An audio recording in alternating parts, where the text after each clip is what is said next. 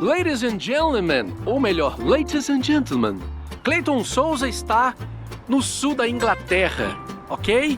Para conhecer o Haynes Motor Museum, um museu muito legal, a mais ou menos 200 quilômetros de Londres, com aproximadamente 400 joias, raridades, que contam bastante aí a história da indústria automotiva mundial. Se você gosta de carros e gosta de história, bora comigo!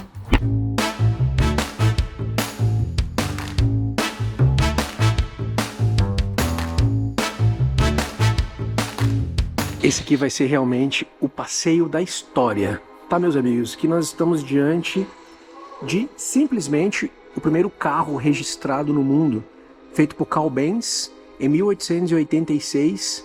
Muita madeira, couro, como vocês podem ver, e aqui na parte de trás um sistema a vapor ainda. Os carros com combustão interna, com gasolina, surgiram muito depois, diesel também, muito depois. E tem uma história interessante, porque a mulher do Carl, que é a Bertha, ela é tida também como uma das pessoas mais importantes na indústria automotiva, porque ela fez a primeira viagem com essa máquina aqui em 1888, né, 2 anos depois da criação dessa invenção. Ela rodou 104 quilômetros em 17 horas e o carro quebrou pelo menos 5 vezes, mas ela chegou ao destino, que isso é o mais importante. Aqui do lado a gente tem outra grande invenção da indústria automotiva, foi usado para transporte de pessoas, como você está vendo aqui, datado aí de 1903. Deu um pouco de sombra, mas isso é a história que vocês estão vendo aqui com a gente no Haynes Motor Museum, né? O Museu dos Carros de Haynes, que inclusive Haynes, tá? É o nome do criador aqui dessa coleção. Já gostava de carros, começou fabricando manuais para esses carros e com o tempo a coleção foi crescendo e ele acabou criando esse gigantesco galpão aqui no sul da Inglaterra. Bora conhecer outra parte aqui muito importante também do espaço.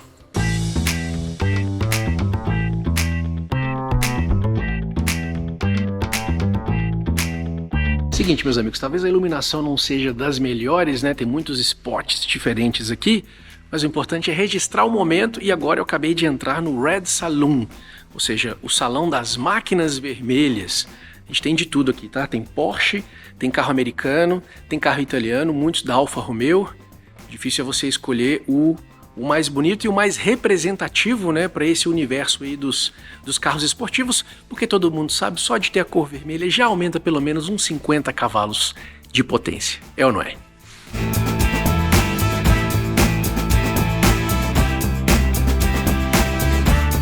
Esse aqui é um Bentley, tá? O nome é Drophead, de 1930. Mas o que é interessante nessa história? Porque naquela época a Bentley produzia apenas o chassi, motor, suspensão, entregava essa parte mecânica, vamos dizer assim, pronta para uma outra empresa fazer a carroceria. Meio que a lógica que a gente vive hoje nos ônibus.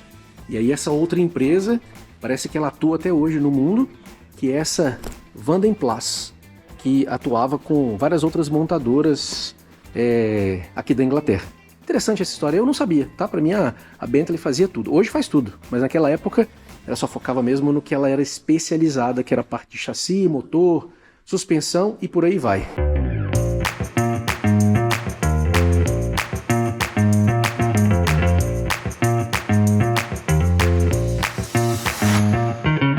E essa parte que eu estou entrando agora, meus amigos, é meio que um recorte da indústria britânica. E até carros bem exóticos, porque eu não tinha visto a maioria deles, carros que não chegaram a ser vendidos em outros mercados. Mais ou menos ali em 1950, que foi assim o auge dessa indústria, 90% dos carros eram produzidos por marcas que também não conhecemos, como a Standard Triumph, a Vauxhall, que ela é uma subsidiária da Chevrolet aqui na Inglaterra, também a BMC e a Rutgers Group, além de Ford. Ford a gente já conhece, obviamente, mas carros realmente muito diferentes, né? Nenhum desses aqui a gente viu, pelo menos no Brasil.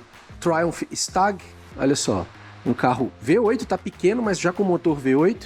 Esse outro aqui é um motor 4 cilindros, 16 válvulas. Alguns conversíveis, alguns que tem um jeitão assim de Cadillac, que era mais ou menos o carro que fazia sucesso naquela época, mas numa roupagem menor e não tão um carro não tão chamativo como os Cadillacs da indústria americana. Esse aqui é um Ford Popular 103E, sempre me baseando aqui na colinha que diz que esse carro custava na época 494 pounds. Esse aqui, por exemplo, é um Anglia da Ford, 1966, com um motor 4 cilindros, 997 cilindradas, que era vendido naquela época por 589 libras, 589 pounds. Bonitinho, tá? Exótico, melhor dizendo. Que o bonitinho é muito relativo, né? Mas olha que interessante esse caimento aqui da parte traseira. Parece que é uma adaptação assim de picape com sedã. Eu ainda não tinha visto um carro com essa janela traseira tão reta desse jeito. Curioso. Bonito eu não sei, mas no mínimo curioso. E essa aqui, meus amigos, é a área da ostentação norte-americana. Conforto, luxo, muito espaço, principalmente ali, né, meados da década de 40, década de 50 também. Eu vou mostrar pelo menos 2 carros muito curiosos que estão aqui, entre todos esses, principalmente da Ford, Chevrolet, Cadillac também. Bora lá?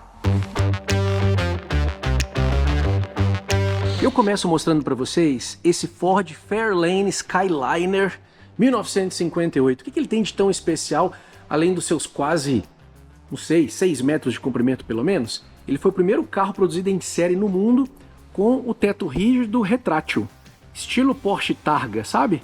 Então você apertava o botãozinho e toda essa estrutura aqui se escondia ali atrás e depois a capota fechava. E uma curiosidade, apesar do carro ter todo esse tamanho, olha o que era na prática o espaço do porta-malas, né? Ou seja, uma área útil para guardar bagagens, apenas esse quadradinho ali. E a frase diz: toma muito cuidado porque o teto é retrátil, deixando uma coisa que dos lados pode estragar, pode amassar, além de danificar também a estrutura do carro. Fairlane Skyliner Retracted, para ser mais exato, é o nome desse monstro norte-americano.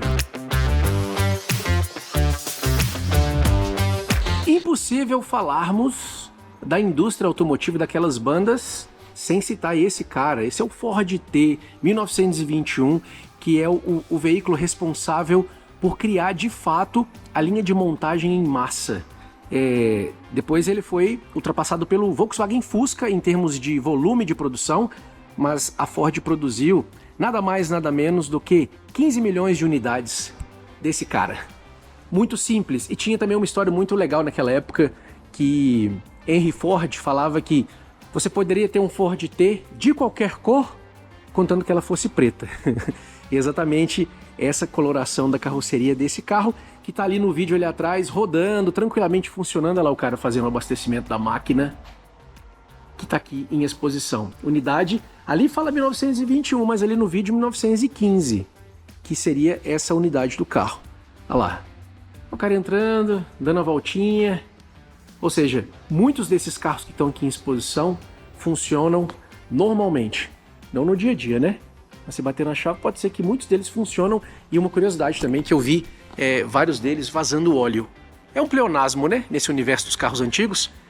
Carro bom, carro velho de verdade, sempre vaza óleo, não tem jeito. É isso. Esse então, meus amigos, foi o nosso passeio aqui pelo Haynes Motor Museum. Teve uma hora que eu falei Haynes, né? Tipo aquela marca de ketchup. Mas tá tudo em casa, espero que vocês tenham curtido o nosso passeio. Difícil escolher a melhor máquina, né? 400. Tava até conversando com os funcionários aqui, eles disseram que esse é um dos maiores museus de carros aqui da Inglaterra, então vale demais o seu passeio. Um detalhe importante, a entrada custa 20 libras, né? 20 pounds. Só que com o mesmo ingresso você consegue utilizar durante 12 meses. Pode voltar várias vezes, fecha às 4h30 da tarde, exatamente agora. E para fechar esse vídeo, olha que curiosidade, como já está escuro aqui na Inglaterra, começando o inverno, tá frio pra caramba. Eu acho que coisa de 4 graus, se não me engano. É isso. A gente fala de carro e fala de cultura também, né? Por que não? Turismo aqui no Última Marcha.